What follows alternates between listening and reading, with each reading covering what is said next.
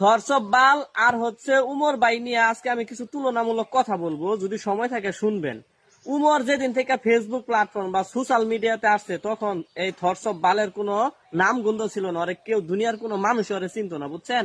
আর Umar video বানায় কয় মিনিটের? উমর ভিডিও বানায় 15 থেকে 20 মিনিটের। আর থরসব বাল কয় মিনিটের ভিডিও বানায়? ও ভিডিও বানায় 15 থেকে 20 সেকেন্ড। আপনি হিসাব করেন, যেই মানুষের 15 থেকে 20 মিনিটের ভিডিও মানুষ দেখে এবং কি ভিউ হয় মিলিয়ন মিলিয়ন, সেইখানে বিল্লালের ভিডিও ভিউ ভিউ হ্যাঁ ভিউ ভালো হয়, কিন্তু ওর ভিডিওর মিনিট কত? সেকেন্ড, 15 থেকে 20 সেকেন্ড।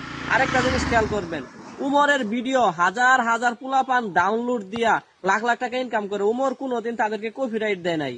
আর হচ্ছে বিল্লালের একটা ছবি আপনি আপনার প্রোফাইলে দিয়ে দেখেন, দেখেন ওই বিল্লাল অনেক মানুষকে কপিরাইট দিছে। এটা হচ্ছে ওদের মধ্যে পার্থক্য। আর বিল্লাল যে দান খয়রাত গুলা করে, ও কেউ নিজের পকেটের টাকা দান করে? ও আরেকজনের কাছ থেকে নিয়ে আইসা তারপরে দান কইরা ক্যামেরাতে দেখাইয়া নিজে মানবতার ফেরিওয়ালা সাজতে চায়। এটা হচ্ছে ওর চালাকি, এইখানে ওর বিজনেস আছে। ও মানুষের কাছে ভালো সাজতে চায়।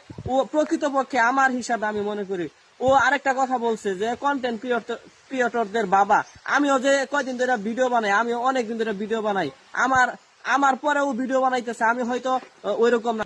আমার মতো হাজার হাজার মানুষের বাবা ও সাজছে, ওর হিসাবে আমার হিসাবে জুতা মিটা করানোর দরকার।